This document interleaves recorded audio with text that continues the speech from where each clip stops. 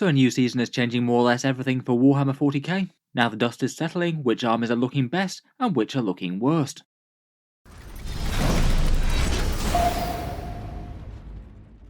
Hello and welcome back to Auspex Tactics, where today we're doing a Warhammer 40k whole army tier list. We'll go through each and every faction in the game, talk about their current strengths and weaknesses, some of their best options to field, and how this Arks of Omen update has made them better or worse, and in what sort of ways.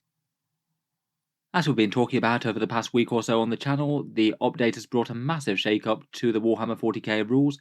We've got changes on the balanced data slate, buffs and nerfs to loads of armies, a whole bunch of points changes, as well as things that affect the core game rules, such as new detachments, flyer nerfs and strategic reserves and things, as well as a shake-up to secondary objectives. Lots of armies got better and worse in various different ways, some even having some buffs at the same time as having nerfs in other areas. So in this video I thought we'd talk through each and every army, going from weakest through to strongest, and roughly where I would rank them on the power level of Warhammer 40k right now. Obviously at this point this list is very much predictive. We don't have any real significant amount of tournament data yet, so it's broadly going to be going off how well the armies were doing before and how much stronger or weaker I think that they've gotten. And I'm going to break them down into 3 different tiers, a lowest tier, middle tier and higher tier, and I'll split the top tier into 2 different levels. Overall, I do feel that in general the update has probably not done too badly for 40k game balance as a whole.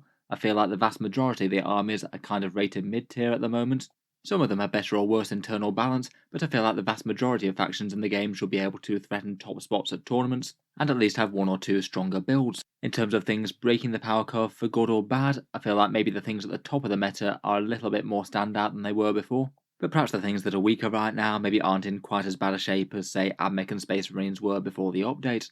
In any case, let's get into it. Let's do a short overview of each army and how I'd rank them at the moment. First up, in the bottom tier at the moment, here's tier 3. I'd rank Grey Knights, Death Guard, and maybe Thousand Sons here. I would say that even despite the fairly catastrophic nerfs that some of the top armies got, I still think that they were on a fairly lofty pedestal before. I don't think that the changes have brought them down to the extent where the faction's going to be dead. Out of these ones, I broadly rate Grey Knights and Death Guard as kind of underwhelming before and didn't really get any significant help from this update, and Thousand Sons as a bit of a mid-tier army that feels like it's overall worse after the update due to a few different reasons. First up, we've got Death Guard. Prior to Arks of Omen, they were kind of low mid-tier or upper lower tier, about a 46% win rate, and with the Arks of Omen changes I feel like they're more or less break even. They got a few helpful points cuts throughout the faction, but losing Armour of Contempt was a massive great big deal to them, seeing as they're an army that quite literally lives and dies on its durability. For the strengths and weaknesses of the faction, Death Guard are just very tough, generally a little bit on the slow side, and don't have much range damage, but they do have a lot of tough objective secured units that can just slog onto the objectives and hold them against all comers. -1 damage across the entire faction is really nasty.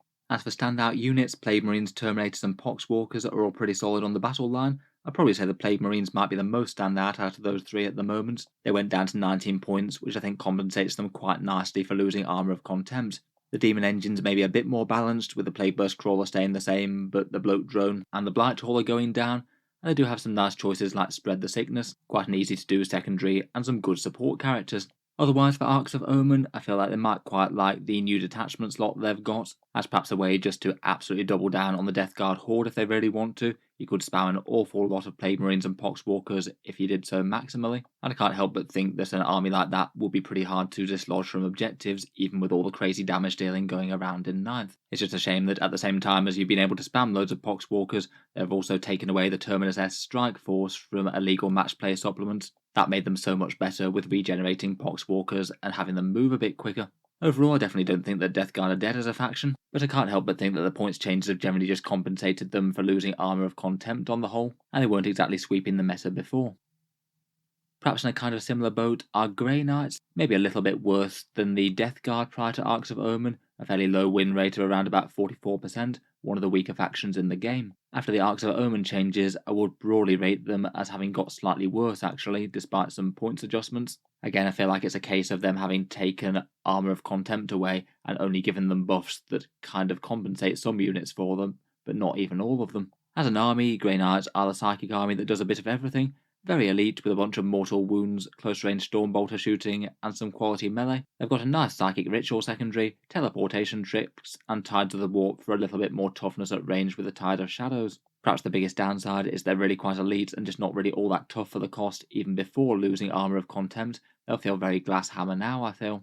With the updates, I feel like we'll see even more Interceptors on the board, as you don't need to take Strike Marines if you don't want to, probably backed up with some Dread Knights and Grandmasters, and some of their very nice characters such as Grandmaster Drago or the Mortal Wound Librarian combo that spits out a whole bunch of damage. Sadly, I feel like the Armour of Contempt nerf really has hit Paladins very hard, who didn't get a points cut. Previously you could get them up to pretty silly saves with Armoured Resilience and the Tide of Shadows. Now though, high AP weapons are going to go through them fairly reliably. Otherwise, for the points changes, it's just losing a few points that more or less compensates them for losing Armour of Contempt. Dread Knights didn't get anything, but people weren't exactly running them before, implying that they would have rather run something else. At least a few bits of free war gear might help out though. Purgation squads might actually be kind of usable now they can just spam free Psy Cannons. Overall, I'd say probably a small loss overall, though not by much. The Arks of Omen detachment rules don't help them out enormously, and I feel like that's just really not good enough for them, seeing as they weren't doing very well previously.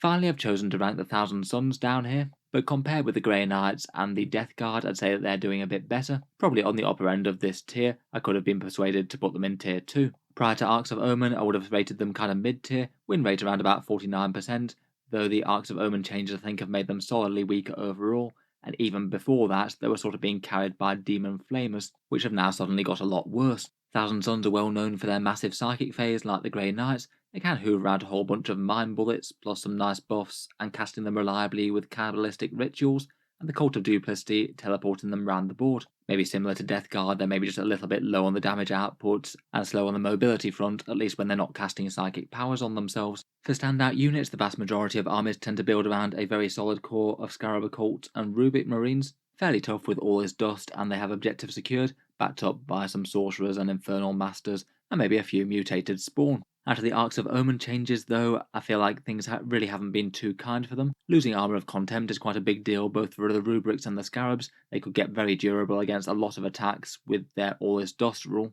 and like the Death Guard I feel like Armour of Contempt was a very big thing for them. Allied Flamers might now be command point free, but they're a lot less damage output. It means you can't just spam them out and have them do all your damage output for you. Their psychic secondaries broadly got weaker, including the one where you do psychic interrogation. The casting values of other ones went up as well. And while they did get a few points buffs and war gear cuts to make up for the changes, I feel like perhaps in terms of buffing competitive units, only the ones to things like the Zangor Shaman and the Spawn are perhaps particularly meaningful. A lot of the other buffs fall on kind of mediocre to bad units. Maybe the Mutalith Vortex Beast might just be a little bit more worth taking now though. I guess another advantage is that you could really spam either small units of Rubik Marines or 3 big Terminators without having to pay CP. They will like the Arks of Omen detachment. I could imagine something like 12 5-man Rubik Marines being pretty cool for the psychic output and the Kabbalistic ritual farming. I might be being a bit mean to them, but losing Armour of Contempt and no massive help with the secondaries and losing the Demon Flamers all feel like really quite big nerfs. I suspect they're going to be lower mid tier or just low tier altogether after the changes. Moving onwards and upwards, here in tier 2 I've chosen to rank the vast majority of armies in Warhammer 40k. I feel like with a lot of their points and rules changes, Games Workshop has done a fairly good job of thrusting most armies into the midfield, whether it's top armies that have got worse or struggling armies that have got a bit better. After a bit of tournament data, it might be a bit easier to differentiate some of the slightly better and slightly worse ones from this. I'm sure people will be scrambling around for the new combos that work best in Arks of Omen, but in the meantime I think it's kind of hard to differentiate the higher from the lower ones of these, and I feel like quite a lot of the top armies that got nerfed aren't quite as dead as some people might think. I have chosen to rank Necrons, Harlequins and Tyranids all in this section. First up, we've got the Genestealer Cults, who I think are going to be very solidly mid-tier now. Prior to the Arks of Omen, I'd say they were kind of low mid-tier. A win rate of around about 46%, but very little played, and the Arks of Omen changes have largely made them slightly better with some helpful points boosts. For their main army strengths, they're excellent ambushing and guerrilla warfare specialists, popping up their light units and then punching up against heavier ones with rules like crossfire or gamey charges. Their proficient planning abilities really are quite good fun as well. The Twisted Helix are pretty nice for melee and might be coming back a bit with Aberrants, whereas custom cult builds are quite good for shooting orientated things with some seismic cannons. In general though, it does come with a bit of a trade-off. While the units might have some really powerful and slightly game-breaking rules to use, they're generally quite weak on their own stat lines. They do kind of feel like they're costed for the pretty excellent support abilities that they have. In general, I'd say that the codex is a pretty nicely balanced one. The vast majority of the datasheets are pretty usable, and Games Workshop just buffed a bunch of the ones that weren't so great. They've got a very powerful cast of characters, with things like the Kellamorph, Primus, and Magus and more. Perhaps some of their core troops are just some of their strongest all-around units though. Acolytes with the rock weapons, and Neophytes with seismic cannons. Some Screening Jackals I think are excellent utility as well, even if they're locked into buying a bit more expensive war gear now. With the points changes, a lot of buffs came to some of their minor buffing characters. Lots of characters went down, plus Aberrants dropped from 30 points to 27. Quite a nice boost, and they look far more usable. The Primus was quite nice to come down, as he was quite commonly taken anyway. And the only real nerf was that Jackals went up to 15 points, though I think are still very usable for their screening role. At least they get their combat weapons for free now. It makes them actually surprisingly dangerous in terms of damage dealers. They're good at bullying light infantry between their shooting and melee. Otherwise, I feel like Genestealer Cult might be getting a bit of a lift from getting Brood Brother Guard on the go. The new Guard datasheets are very powerful, and I can imagine there'll be a few Cult Lehman Russes popping up here and there. The Arks of Omen detachment might allow them to spam more troops. They don't have to worry about taking an absolute ton of small units of Acolyte hybrids if they want to. Though the character restriction is a little bit annoying, you can't field any more than one of each character now, even if you are willing to pay the 2 CP for an extra patrol or something. Overall though, I feel like this is quite a nice boost to the Genestealer Cult. Probably not enough to get them towards the top of the game, but still overall a bit better. Next up, we've got the Spiky Knights. I perhaps rank these as perhaps one of the stronger armies within this tier. Prior to Arks of Omen, they were pretty well balanced, a win rate of around about 48%, though I think that Arks of Omen have given them numerous small buffs, perhaps the most meaningful being a decent improvement to their secondary objectives, which I think will have them catching up on their Imperial counterparts a bit. Knights are always a bit of a skewed army. Being an entire army of vehicles and super heavies has its advantages and disadvantages. Terrain can be pretty unhelpful for them. There's some secondaries and things that they just can't do very well, but it does mean that pretty much all your points are invested in damage dealers, which is a pretty scary thing to have on the other side of the table. I do quite like their demonic favours to customise knights for one role or another, and the dread abilities are pretty nice, though they can certainly be weaker and stronger against certain armies depending on how much they care about leadership. Knights do have some armies that they bully really quite well, but they do have a few armies that counter them pretty hard. Leagues of Votann and Imperial Guard are still both looking really quite strong right now. I don't think that knight armies are going to enjoy running into either of those one little bit. For big knights, I'd rate units like the Abominant and the Desecrator perhaps some of the best,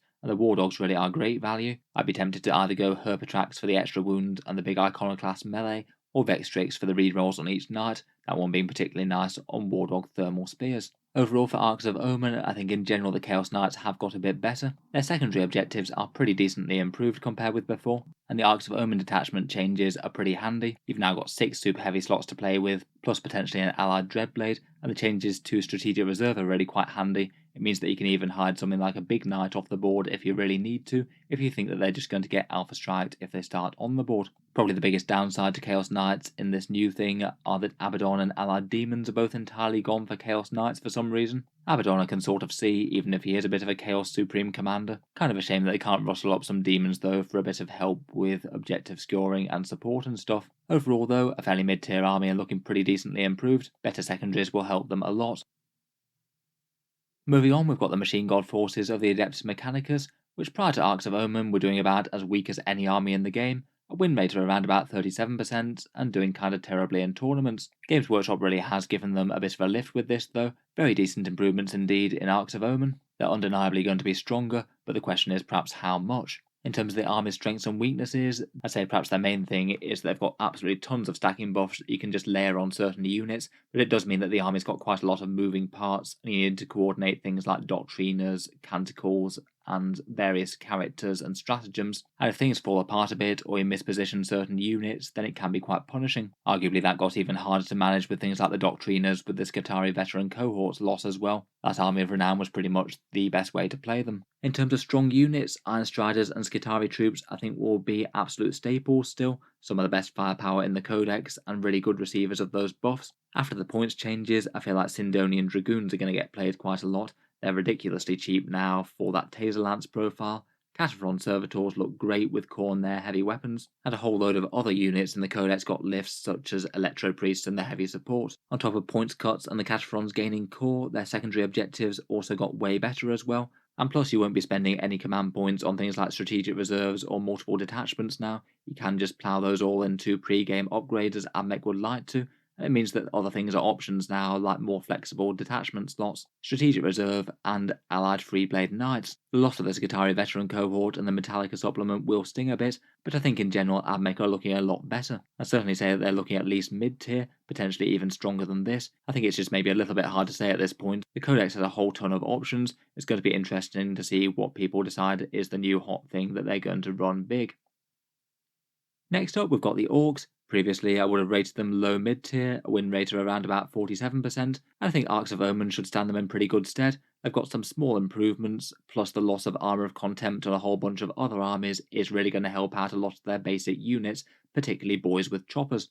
In general, as an army, Orks are very solid in melee. They've got a whole bunch of attacks to throw at you, and they have particularly good melee buffs in Goths, which a lot of the top Ork lists tend to run. Their unit durability is kind of interesting. They do bring a lot of tough wounds to the board, and can have invul saves with the War, but it's a bit of a double-edged sword. I feel like they really do rely on those high toughness characteristics to survive, and a lot of armies just don't care about them all that much. For example, auto-wounding guard with born soldiers make an absolute mess of Ork units with bad saves. Otherwise, morale's a really big issue, and it means that units that might have wanted to be bigger just really don't want to be, as lots of them are going to run away.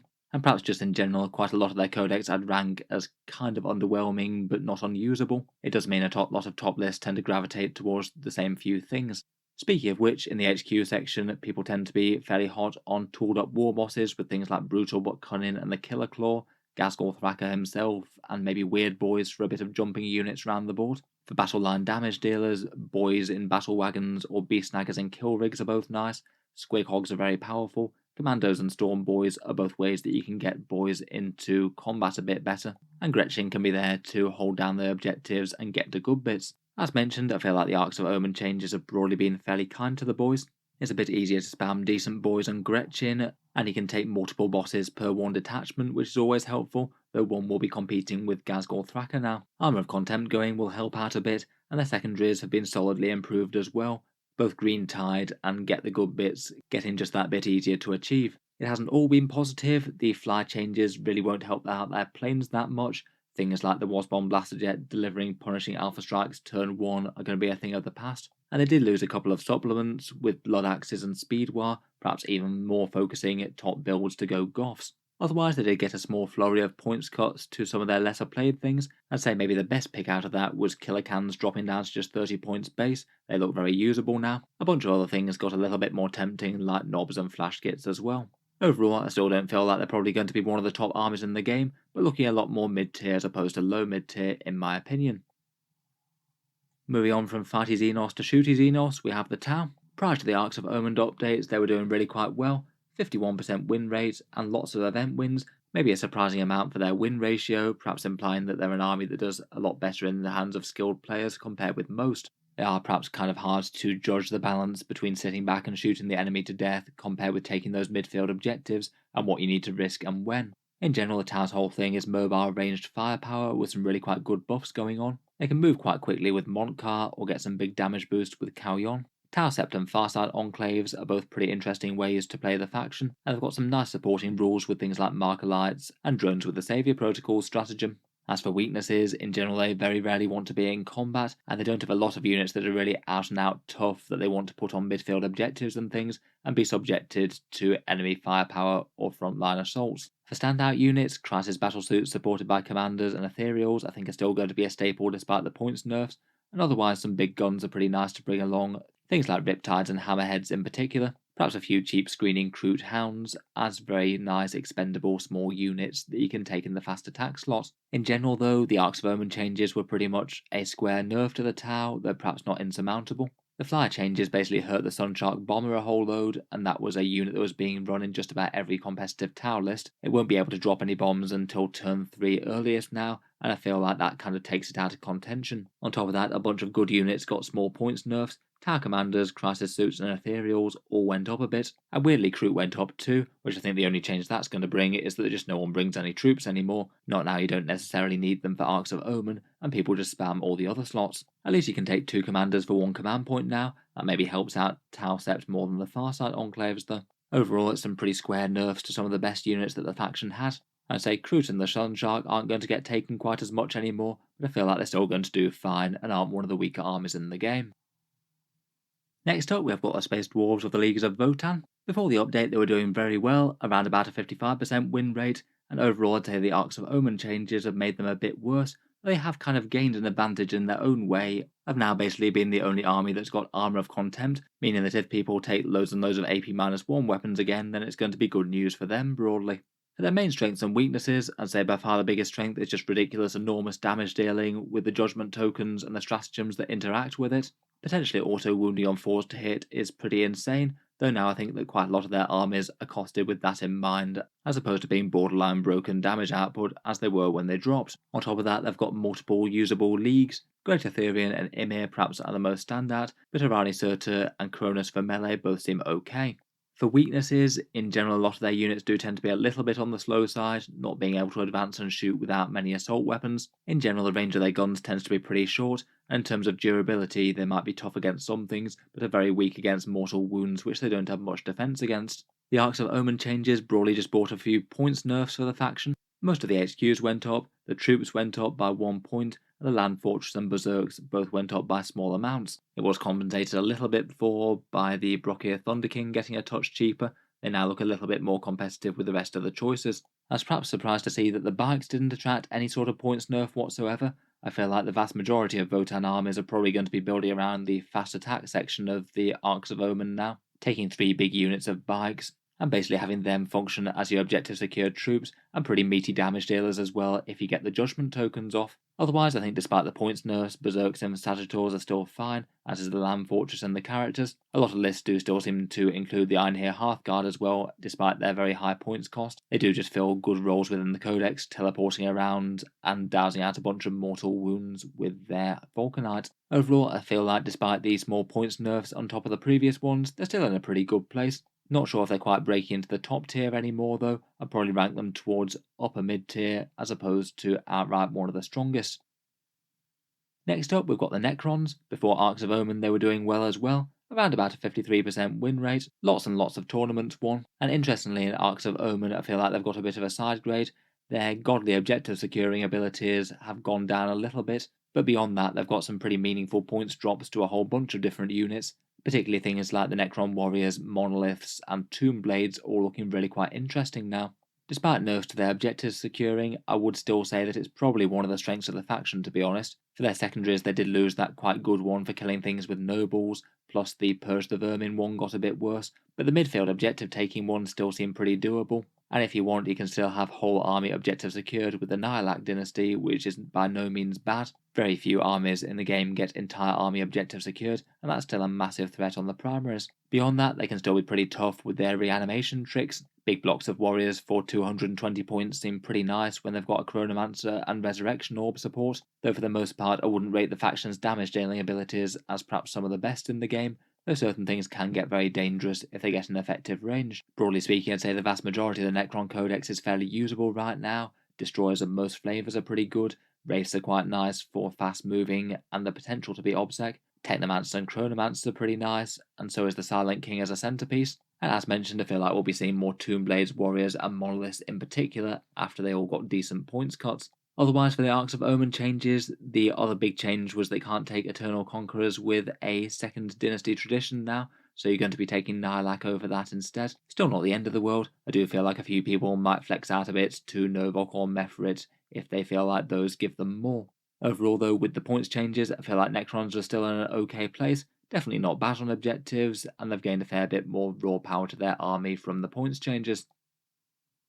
Next up, we've got the Craftworlds and Ynnari. Prior to the Arks of Omens, they were doing solidly well, a win rate of around about 50%, but not really winning all that many tournaments, and I feel like a fair bit of that was carried by Ynnari, which I feel are going to be a bit of a worse choice following the nerfs to Harlequins. The Arks of Omen changes, I think, bring some good things but some bad things. Broadly speaking, the ability to not take troops means that you can focus on the really good Craftworld units. They got their Fire and Fade nerf reversed, but they didn't get any help on their fairly bad secondary objectives, and they got some points nerfs to some of their best units, including the Seers and Swooping Hawks. In general, in games of 40k, Eldar generally tend to hit fairly hard and have good damage dealing, and a fair few tricks to allow them to hit the enemy and then not get hit back. either ignores line of sight weapons, battle focus, fire and fade, or swooping hawk jump shoot jump shenanigans. In general though, if you don't do enough damage to the enemy and they do catch up with you, then almost every unit in the book is pretty fragile for the cost. Lots of toughness 3 infantry with mediocre saves, and I feel like they're not particularly strong on objective games either, neither the primary objectives with their poor troops, nor the secondary objectives, which I don't think are particularly strong for them. As for their strongest units, in general Farseers and Warlocks are still going to be absolutely great despite the points rises. Baharoth is really quite nice for jumping on and off the board and being a right menace. Almost all of the Aspect Warriors I think are still very usable, and Dark Reapers got a bit of a buff, and there's some interesting choices in the fast attack and heavy support. Vipers, Falcons, Fire Prisms and support weapons, maybe add Shroud Runners to that general list now they went down in points so much. I'd be most tempted to build around either Ulthwave for generic strength, Hail of Doom for big shurikens, or Ynnari for melee support and the Great Incarn. Overall I'd say it's some good and some bad. Probably still going to be kind of middling overall. Not in an awful place, but still an army that has to be pretty intelligent and make good use of terrain with all their tricks. Next up in Tier 2, I've chosen to rank a couple of the Space Marine chapters here. These are the ones that I'd consider to be a little bit on the weaker side, and they are basically the same ones that I would have ranked here before, the Imperial Fists and the Raven Guard.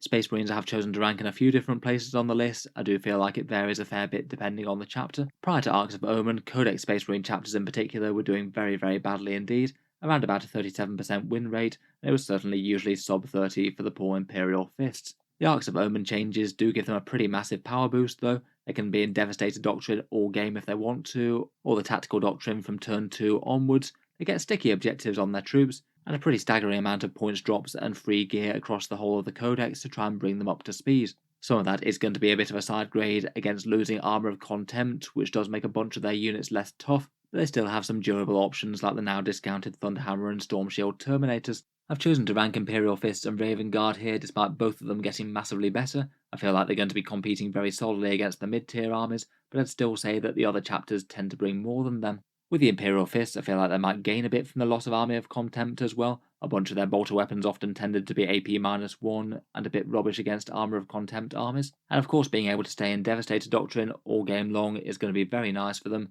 They'll get that bonus against the vehicles and buildings and things all through the battle. I still think though for Devastator Doctrines it is significantly behind the Iron Hands one, which gives you the reroll ones to hit as well. That's a shooting buff that's good against everything, whereas the Imperial Fist one is generally just good against certain targets. For solid units I think they're going to enjoy Bolter Aggressors and just about any Space Marine heavy weapon units, which there's quite a few of. But broadly throughout the rest of the codex there just isn't all that much great support in the Imperial Fist book. I feel like a lot of the stratagems, warlord traits, relics and things tended to be underwhelming, at least in comparison with what other chapters get. Still though, with Devastator Doctrine being so much more viable, I feel like they perhaps have caught up at least with the Raven Guard. Speaking of which, the Raven Guard have a lot of deep strike, forward deployment and pre-game move tricks, plus a doctrine that punishes characters, with a lot of pop-up and attack tricks. I feel like things like multi-melters and combi-melter type units might really enjoy that, though I feel like a lot of other Space Marine chapters can now get similar with free strategic reserve. Maybe not quite as free deployment as the Raven Guard sort of deep strike stratagem that you can use, but it's still quite good. Pre-game moves or forward deployment could be pretty nice with things like the Thunderhammer Terminators or maybe Aggressors perhaps, but I'd still say maybe brings a bit less to the table than other armies, perhaps White Scars for mobility things. Overall very solidly improved, and I feel like the raw strength of Space Marines will probably carry these guys a fair bit now. Next up we've got the Adeptus Auroritus, again an army that was doing absolutely great prior to Arks of Omen, a win rate of around about 55% and taking down a bunch of top events. Games Workshop do seem to have made them a bit worse, both in terms of durability and secondaries here though. For strengths of the faction, they generally tend to have a lot of very dangerous elite infantry that are well supported with some good buffing characters. They're pretty awesome miracle dice, and sacred rites like a big boost in combat, which is often paired with Bloody Rose for some murderous melee. Perhaps biggest disadvantages as an army are being relatively close range or combat focused, and not being enormously tough to take out on the whole, being toughness 3, something that's only got worse with the loss of Armour of Contempt. In general they're an army that often likes to play a bit of a hide and strike type game, hide behind terrain and repeatedly throw a unit or two out to take down the enemy. They're quite good at punching up against other very valuable units. For standout forces, I feel like their Repentia, Retributors and Zephyrim are all still going to be very good despite the changes. Repentia went up a little bit, but I still think they're usable. A few of those can be pretty nice in Rhinos or jumping out of strategic reserve. Then support them with more than Val and a fair few of the other good buffing characters. and potentially back them up with a few chaff units like Ministorum type units, or perhaps St. Celestine winging array around being hard to kill. In Arks of Omen, perhaps their biggest nerf is losing Armour of Contempt, meaning that AP-1 things are going to be a lot better against them, though I do kind of wonder exactly how much it's going to impact them, seeing as a lot of the time their units tended to want to hide behind terrain, then spring out anyway, and often die in return in the first place. I guess that's going to be even more of a thing for them, plus it does hit certain units like Paragon Warsuits particularly hard. High AP things will be a lot more effective against them now. Otherwise, one of their secondaries was toned down fairly harshly, though they did have good ones already. They're still not terrible on that front, I think, and they did get a couple of compensatory points buffs to a couple of their vehicles and the mortifiers, and also the advantage that they don't need to run troops if they don't want to now. The Sisters of Battle squads often felt like a bit of a tax, and they can get another big hefty unit of damage dealers or something. I feel like Celestian Sacrosancts might also come to the fore a bit more again, seeing as they're one of the units that weren't affected by the Armour of Contempt change and are still pretty tanky. Overall though, despite losing Armour of Contempt, I'd say overall it's a small to medium sized nerf, and they should still be a fine mid-tier army in my opinion.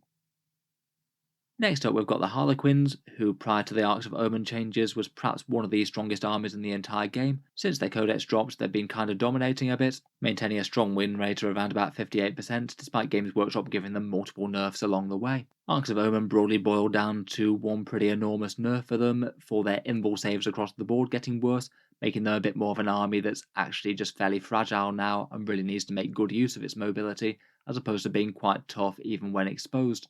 For the main strengths of the army, they've got pretty crazy mobility, powerful stratagems, plus luck dice, though the luck dice might be a little bit less in power now you can't use them for 4+ invul saves, at least for the most part. For downsides, they've got a pretty limited unit pool. Their durability is now actually genuinely fairly weak due to the invul saves going from 4s to 5s for most of their units, and I feel like they are actually going to have to make some very intelligent use of their ridiculously big movement now to really try and stay safe on objectives and play a lot more cagey, as opposed to occasionally just swarming and overwhelming parts of the board and getting exposed to enemy fire in return. In general, with the limited unit pool, basically everything I think is at least fairly usable, maybe troops and Starweavers being the star of the show, likely backed up with characters like Shadowseers or a Troop Master. Overall, I feel like this is going to be easily enough to knock them down from the top spot now. They're going to be a far more challenging army to play with, and I guess they might go a similar sort of way to Genestealer Cult, being a very little played army that's kind of mid-tier now, as opposed to kind of top tier. Beyond that, they did get some nerfs to their secondary objectives as well, and the mental interrogation change won't help them enormously. Perhaps the biggest good news for them was that the Fire and Fade nerf was reversed, so you can potentially ping Void Weavers to and from places multiple times a game. A couple of their crazier combos were re-allowed again, but cost more points, and I guess you could go very heavy on spamming troops in Starweavers now with a bunch of fusion pistols. You don't have to pay any extra points for extra detachments. You can now basically have as many troops in Starweavers as your points will allow. Overall, definitely far worse than they were previously, though with their crazy mobility, powerful stratagems, and potentially quite good damage dealing with their pistols and melee, I feel like in the hands of a skilled player they're still going to be a pretty fearsome opponent. Next up we've got the Tyranids, who I suspect might be on the lower end of this mid-tier section, though despite the fairly cataclysmic nerfs, I feel like they do still have options within their codex to fall back on, even if it does mean that the top Tyranid list will change a fair bit. Prior to the Arks of Omen changes, they were one of the strongest armies in the game, kind of vying for Harlequins with that spot with a win rate of around about 57%. The Arks of Omen changes perhaps were more punishing to them more than any other army though, a very big nerf. Huge points changes to key units, including warriors and raveners and hive tyrants and things. A rather brutal spore mine change, which means that biovores and sporocysts are a bit on the pointless side now. And for multiple reasons, the harpy is looking a lot worse of a pick altogether, having to start off the board, catching that spore mine nerf, and also even a points increase to the heavy venom cannons. For army strengths on the whole, they still have their synaptic imperatives and decent psychic support. The datasheets are fairly impressive in their raw stats, though I feel like with successive waves of points nerfs, the shine's really starting to come off a lot of them. In general, as an army, I think they're quite well rounded, can do a bit of melee, shooting, and psychic. I guess perhaps one of their biggest weaknesses is that you really don't want to allow your hive tyrant to die, as you don't want to lose synaptic imperatives. After the changes, I have talked about the Tyranid updates in a video all of its own, and while a bunch of the top stuff got hit very hard, I feel like a fair few things escaped fairly intact. Neurothropes are still very good for the cost. Hive Tyrants with the Tyrant Guard I think are still fine, though we'll probably see more walking ones with the big guns. And the Turvigon with a whole load of Fleshborer gaunts really didn't go up in cost all that much for that whole package. That thing can still be bringing an entire carpet of gaunts to the board. Leviathan and Kraken I still think will be very popular, I do wonder whether people might try things like Gorgon Tyranid Termagants and things, where they have the chance to wound things on a 4+. Overall, a bit of a brutal time for the Tyranids. They certainly got a lot of their best combos kind of demolished. Perhaps the biggest wins for the update are things like the already good Reaper Obliterax getting improved, and only 1 command point for the extra Hive Tyrant, so I feel like we're going to see a lot of lists with 2 now. Overall, they're going to be a lot weaker. It'll be interesting to see what sort of lists emerge as the new strong thing though. Next up, we've got the Chaos Space Marines, an army that was doing kind of well with a win rate around about 52%, though it did vary really quite a lot depending on the legions, and one of their best picks that was winning a lot of tournaments in the Creations of Bile has got nerfed. After the Arks of Omen changes, Chaos Marines again I think are very solidly worse. Points bumps to some of their best options, Armour of Contempt going away, and not a lot of points changes to compensate for it, and as mentioned, that nerf to the Creations of Bile meaning that they only fight on death on a 4+ now. As an army, I still think that they've got good stuff. They've got very good Legion synergies for different builds. Probably some of the best are going to be things like Emperor's Children Noise Marine spam, Word Bearers for Big Possessed melee, and perhaps Black Legion for Abaddon with Terminators still. And I think in the Arks of Omen changes, seeing as you don't have to take troops as much anymore, there might be even more spam of their very nasty elite units, plus you can take 4 HQ slots now, and the Chaos Space Marine ones are very good indeed.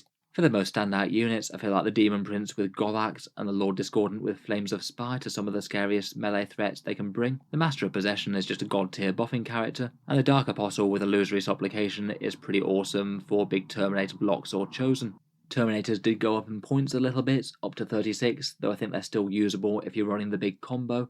I feel like it is a bit punishing if you weren't though, particularly with the loss of Armour of Contempt. Otherwise, Chosen, Possessed and Warp Talons, all pretty decent. Certainly give one of them the Black Rune for some big survivability. Otherwise, in terms of nerfs, Abaddon going up to 350 didn't help, and the Mark of Slanesh going up by 5 is a bit nasty considering that was probably the best one. Certainly doesn't help Emperor's Children, even though I think they remain very strong. Overall, I think it is a lot of bad news for the Chaos Marines, probably puts them more at mid-tier, perhaps even low mid-tier. Perhaps the best news for them is some slightly improved secondary objectives, though nothing enormous bar a couple of Legion-specific ones, and slightly easier access to allies with command points free access to Chaos Demons or Chaos Knights now. That does give them some more viable options, particularly on the range support front if they want it.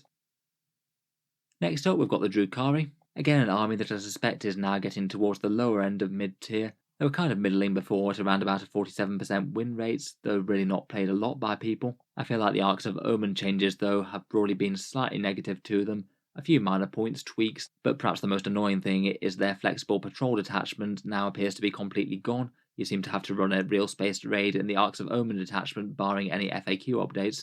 And they've also lost the Cult of Strife Witch supplement, which was quite handy for a few extra options with some stratagems and things, plus one very fighty build for Succubus.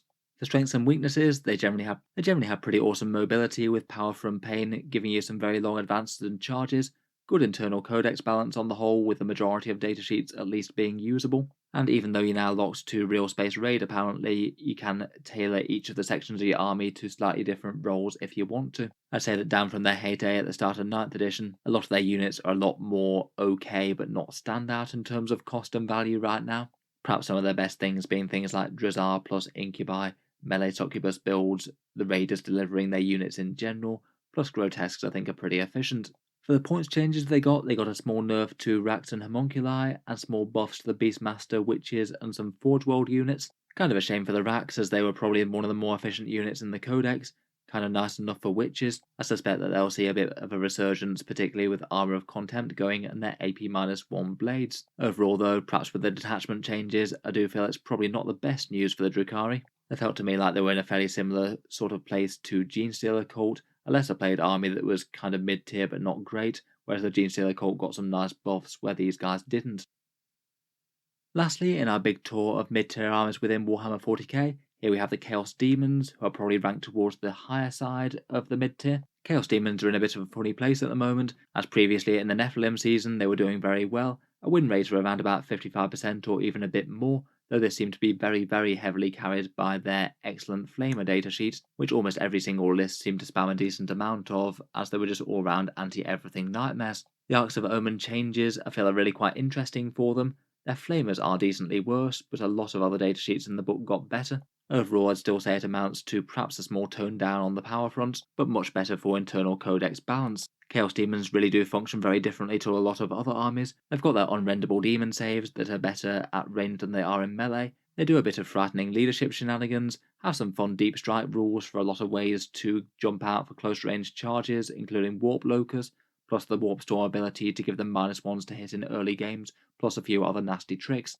On the downside, they don't have an enormous amount of fire support, but you can kind of fix that a bit with allied war dogs now. Their unit sizes are a bit annoying and inflexible with the updated codex, and they still have plenty of underwhelming units within their roster, even with the buffs that a bunch of units got right now. For their most standout units, I still think that Be'lakor is going to be an absolute staple.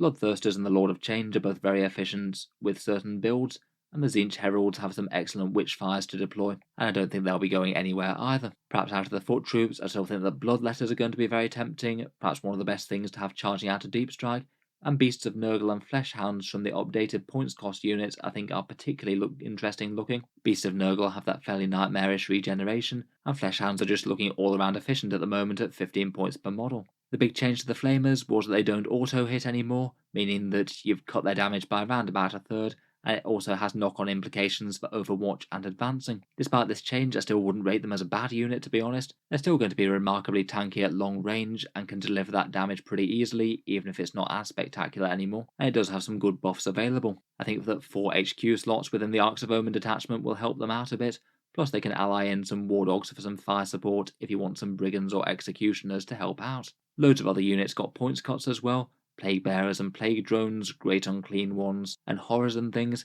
It'll be interesting to see if anyone else picks up some of the other units and manages to make them work. Overall, I still say they're not in a bad place at all. I feel like they're going to feel like a bit less of an obnoxious army to play against with that Flamer datasheet.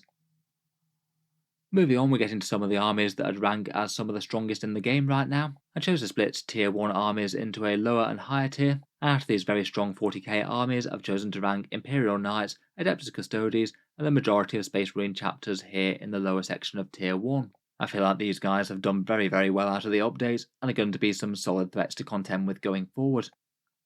First up for the Imperial Knights, prior to Arks of Omen they were doing kinda well. A win rate of around about 52%, and the vast majority of armies that were kind of ranking above them all got hit with nerfs of various sizes. The Knights, on the other hand, broadly didn't change very much in the Arks of Omen. The upshot was basically a few small improvements, I think, including being able to field some units a bit easier and getting access to some pretty powerful strategic reserve rules. As an army, like the Chaos Knights, the Imperial Knights are very different to most factions. An entire army of vehicles and super heavies, meaning that they're very elite, hard to screen things perhaps, don't like terrain, and have some very good and bad matchups depending on exactly how much anti-armor the opponent can bring. As with the Chaos Knights, fighting against armies like Guard or Votann would be quite nasty, and perhaps Space Marines and Sisters with too much melter. Otherwise, for the Imperial Knights specifically, they get a whole load of command points from their oaths. Between that and, say, things like the Master of Vox upgrades, they can perhaps be one of the armies that has the most command points to play with in all of Warhammer 40k. Their armages are particularly stand out with their bondsman abilities, allowing them to get some big buffs and, more importantly, -1 damage. And their secondary objectives like Honour the House and Yield No Ground are pretty easy to do as well. For their standout units, out of the Questoris chassis, there's the Paladin, Crusaders and Errants, all of which have pretty good bondsman buffs and can be quite nice if you use things like Princeps to give the Paladin rerolls to another knight. And in general, just about every knight list wants to have a decent amount of armigers, as you can use those great bondsman abilities to make them hard to kill. For ways to field them, Freeblade Lance and Tyranids are particularly nice, and of particularly more relevance with the new strategic reserve rules. You can have a Freeblade on the go with automatic first turn strategic reserve. Basically means that you can hide your knight off the board and then turn up on the side of the board with a good line of sight and let rip with a bunch of firepower. The Arks of Omen detachment allows you an extra super heavy support detachment, and you can even take an ally on top of that, either Imperial Agents for access to a few other secondaries like Raising Banners for example, or potentially just even another Freeblade Knight, essentially giving you 7 selections if you want to. Overall, broadly speaking, looking up for Knights, but I must admit I think that I'd be fearful of them running into some of the other top armies, Imperial Guard, Space Marines and Votann in particular. I feel like they might be a good army that's good against the vast majority of the field, but might well struggle on the top tables. Moving on, we've got the Golden Boys of the Adeptus Custodes, who I talked about in a previous video on the channel, and I feel like they've done very nicely out of the Arks of Omen update. Prior to the Arks of Omen, they were doing pretty solidly, a win rate of around about 51%, and again, like the Knights, a lot of the things above them got nerfs to various different degrees. As well as that though, unlike the Knights, they got some pretty significant buffs out of the Arks of Omen changes. Their army's fairly solidly improved on a few different levels, I think. Overall, for their strengths and weaknesses, the Custodes generally tend to be a nice durable battle line full of hyper-elite infantry, hitting on 2s and with really quite quality melee weapons with a bunch of damage to attacks in combat, pretty ideal for cutting through Space Marines if they do wind up taking off and being a big part of the meta. For weaknesses, I'd say that their secondaries are pretty awful and certainly didn't get any support with the update, and in general as an army they can perhaps be a little bit more reactive to what the enemy chooses to do. If you've got a lot of elite infantry, they might well be taking the brunt of the damage before getting to counterattack, and if you're running dreadnoughts or things, it might depend quite a bit on who gets the alpha strike on your dreadnoughts or the dreadnoughts on the enemy. Again, kind of similar to Knights, they don't get on well with certain armies. Leaguers of Votann and their Judgment tokens counter their elite durable units rather well. For their standout units, Trajan Valoris I think is pretty impressive, as are tooled up Dawn Eagle Jetbike captains with a 5+ feel no pain, maybe a Vexilla or Blade champion if you fancy them. Their various flavours of Custodian Guard man the battle line pretty well, either the Sagittarium or the regular ones with the spears. Jetbikes are pretty solid in support, and Dreadnoughts and Caladius tanks can be nice enough for a bit of heavy lifting and fire support. I'd rate the Emperor's Chosen as the strongest shield company, which has only got better seeing as their Amalgam stratagem is now no longer limited to once per game. Talking of which, I feel like perhaps their biggest buff in the updates was their stratagems not being limited. The Amalgam stratagem plus Martial Discretion means that Custodes units can pop up any one of a vast amount of special rules as needed, and if you can keep them all in your head and remember the right one when you need it, then it can give you some massive advantages in game. The Emperor's Auspice one to turn off rerolls at the right time as well can also save a crazy amount of damage, and it's very good value.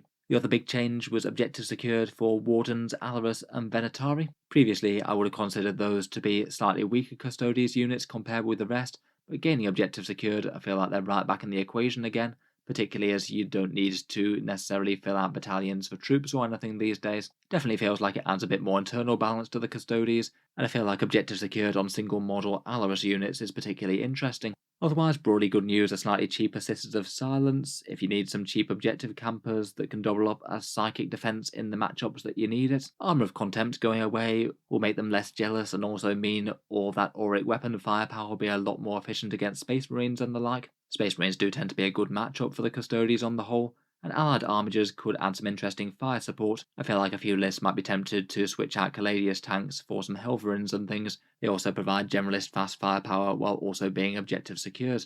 Overall, it's been pretty great news for the Emperor's Legion. Definitely an army to watch going forward, I think.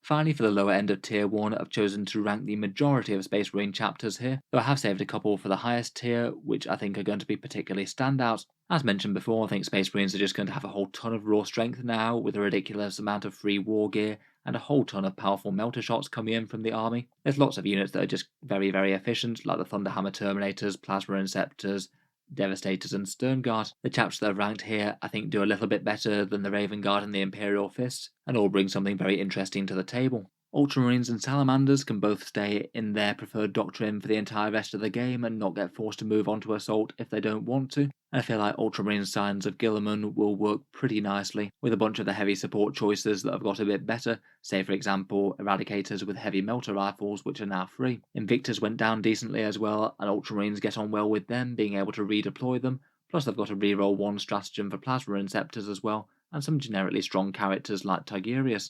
I think Salamanders are another very much improved chapter, getting on very well with a lot of the units that got the best buffs. I like the Thunderhammer and Storm Shield Terminators, particularly maybe layering them up with psychic buffs like Toughness 5 and a -1 to hit with their spells. And again, they'll like the Doctrine change to keep their Melter and Flamer power buff going on for the entire rest of the game. I'd say that Melter Stern Guard look particularly nice for them, maybe jumping out of a drop pod or something. And also perhaps 30 points Flamestorm Aggressors, they really are going to be able to bring the heat and are far more exposable and expendable than they were before. With a fair few units getting a bit less durable from Armour of Contempt, I feel like White Scars are going to be interesting too. Advancing and shooting is going to get a whole load of important things in range fast. Things like Aggressors, Melee Terminators, and Plasma Inceptors will all very much like advancing and attacking for no penalty. Perhaps particularly the Aggressors being able to advance, shoot, and charge. I feel like speed might be a bit more important for jumping out of cover and hitting stuff first, as I feel like it's going to be super important to get the first strike. Black Templars have got a nice lift, I think, particularly with their Invul Save Vow, which is a lot more important than it used to be. You can get a 5+ invul across your entire army, which was a bit mediocre when you had Armour of Contempt. Now you don't, it's pretty awesome. They also got a cheaper Crusader squad as well, and you could be doing things like putting Relic Bearers in big Thunderhammer Terminator units, then maybe resurrecting them with an Apothecary again.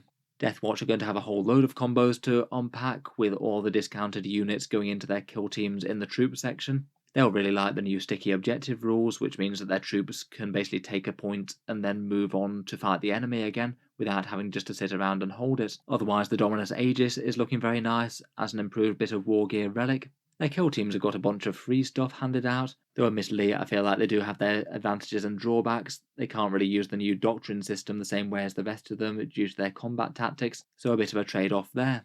Finally, for the Blood Angels and the Space Wolves, I feel like they're broadly in a fairly similar boat.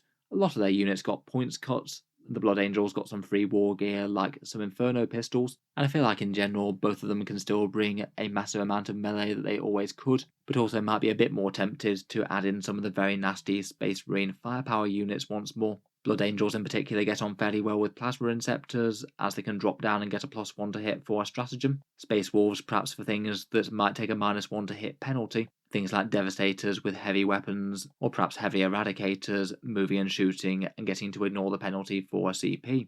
Overall, I think that Space Marines are going to be bringing a ludicrous amount of damage, and each of these chapters adds a fair bit.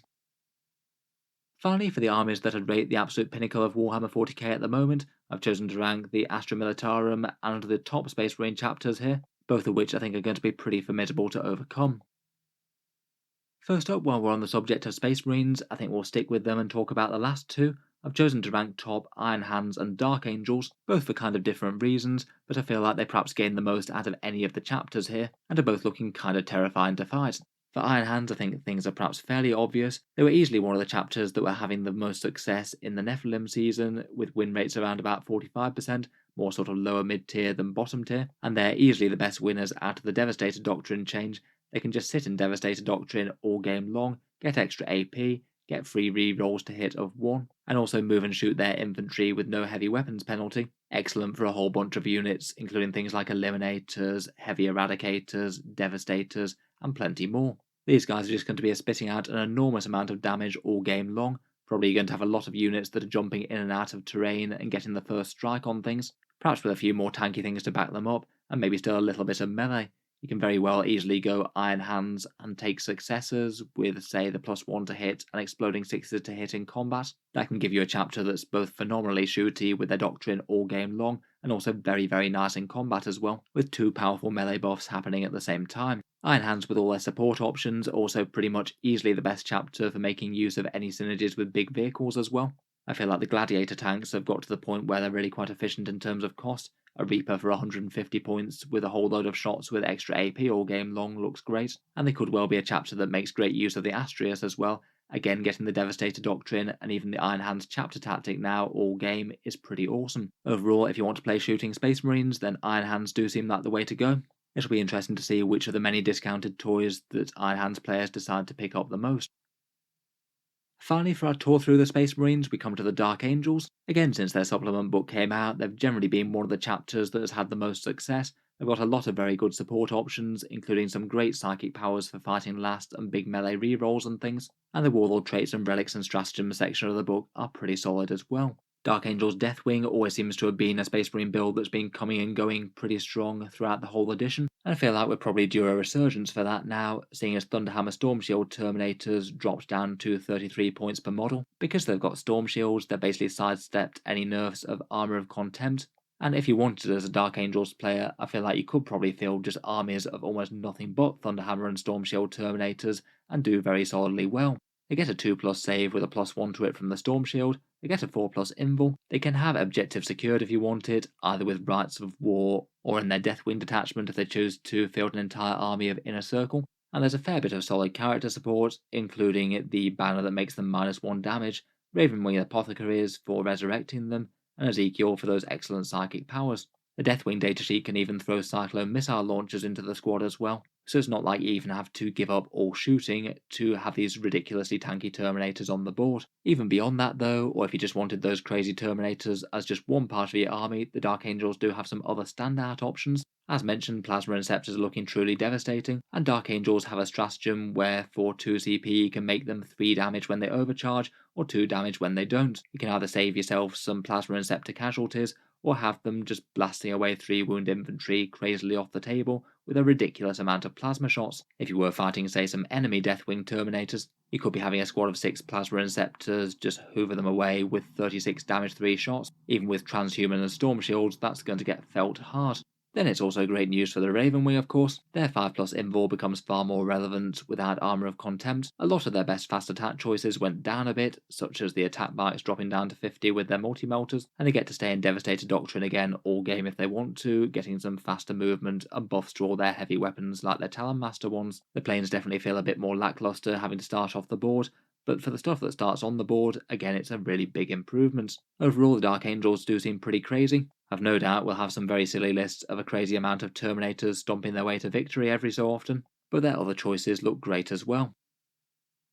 Finally, last but by no means least, we have the trusty forces of the Imperial Guard. Codex Astra Militarum, again I think is pretty much one of the big winners of the update. To me they felt like a codex that was pretty much on a par with the other top tier armies of the game, and then basically when almost everything else has got heavy nerfs, these guys with their codex that technically isn't even 100% released yet, probably get away to become one of the strongest armies in the game for a bit. Currently the codex isn't really out yet, so we don't really have any proper tournament data, seeing as a bunch of events disallowed it. Hopefully the release will be fairly soon, but in the interim, their strongest combos are looking ridiculously powerful. Maybe the highlights being things like Kazakin bombs with Lord Solar, or that Finial standard, Lehman Russes with some pretty god tier firepower, and for objectives and things, some command squads and infantry units that are pretty good on primaries and secondaries, hoovering up things like Inflexible Command and Boots on the Ground. They really do have enormous firepower, and Born Soldiers can be a pretty good asset to that. Auto wounding on 6s is great against some armies, like ones that have transhuman physiology, and the Orders can give you a lot of flexibility,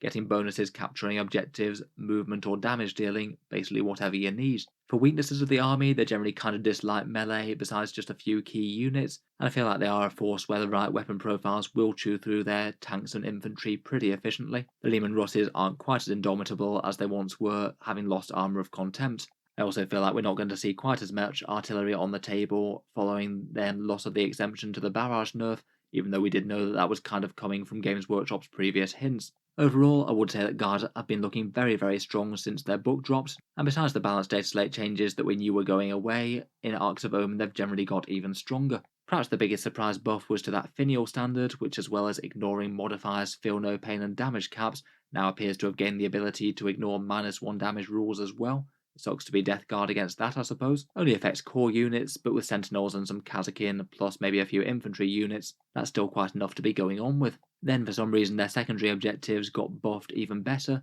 Boots on the Ground and Inflexible Command were already great secondary objectives. Now if you make any effort whatsoever towards Inflexible Command, you're almost certainly going to max it. And the Boots one just got a little bit easier as well. On top of that, Scions can still be allied, so you can still access them as troops, which is pretty nice. The new detachment will allow a bit more spam of something, you can have more heavy support or fast attack if you want, and the reserve changes are pretty helpful as well. You could start some Lehman Russes off the board if you're worried they were going to get alpha struck, or just put some annoying chaff infantry in outflank to harass the enemy's flanks. Overall, in this update, the Imperial Guard feel like they're a good codex that got better. I certainly feel like they're going to be one of the armies to beat for a bit going forward.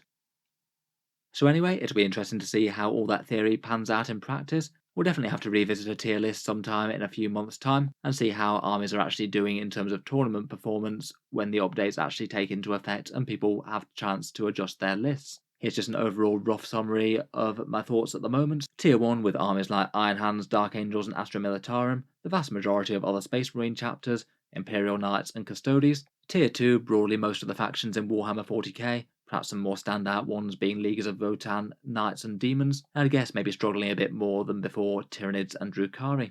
In the lower tier, I'd rank Thousand Sons, Grey Knights and Death Guard, out of those probably Thousand Sons being the nearest candidate to moving up to tier 2, and I could have happily ranked them lower on there. Overall, I'd guess that probably 40k isn't going to be in a dreadful place balance-wise after this. I guess my biggest concerns will be if things like Iron Hands and Astra Militarum just wind up gunning a lot of armies off the board. I guess we'll see how much all their theoretical damage outputs can really take sway in practice. In any case, let me know what you think. If there's any armies that you think that are rated too high or too low, be sure to let me know in the comments.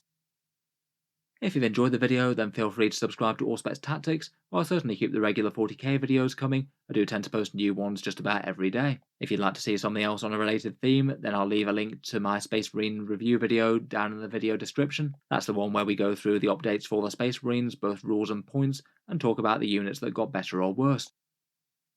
Also down in the video description, I'd also just like to mention that there's the channel's Patreon page as well. You can give that a check if you'd like. The channel's Patreon is what allows me to keep on making regular videos like this. It's quite nice to do some big in-depth overviews of every faction in the game, and update these tier lists when the meta changes about. If you have been enjoying the content and your support is enormously appreciated, it does take a fair bit of time. Channel patrons do get a few advantages as well, seeing certain videos early, regular votes to see what sort of things come next on the channel, and automatic entry into the regular prize giveaways with the chance to win some big model kits each month. If any of that sounds good to you, or you'd just like to help support, the link is down in the video description. In any case, a massive thank you for listening, and I'll hope to see you guys next time.